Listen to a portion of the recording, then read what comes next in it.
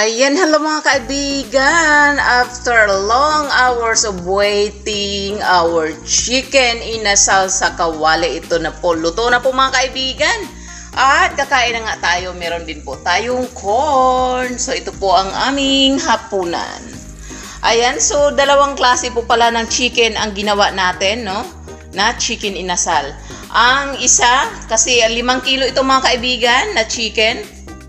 Ang ginawa natin sa sa kalahati, sa 2.5 kilo or 5 chicken, quarter legs is nilagyan po natin ng barbecue sauce. Ayan. Ayan po, sweet raised barbecue sauce. So, after 1 hour, gibake po natin ito mga kaibigan. At ito nga yung, yung sauce niya. Gibake po natin yan sa lahat ng mga spices, no, na ating nilagay. Ayan, then, after 1 hour, nilagyan po natin ng sauce, barbecue sauce at gibroil natin, no? Then, ito po yung walang sauce mga kaibigan. So, gibroil lang po natin diretso yan after baking for 1 hour. So, mang-inasal siya mga kaibigan. Isausaw na lang ito sa sukang pinakurat or tuyo mansi with sili. Ayan po.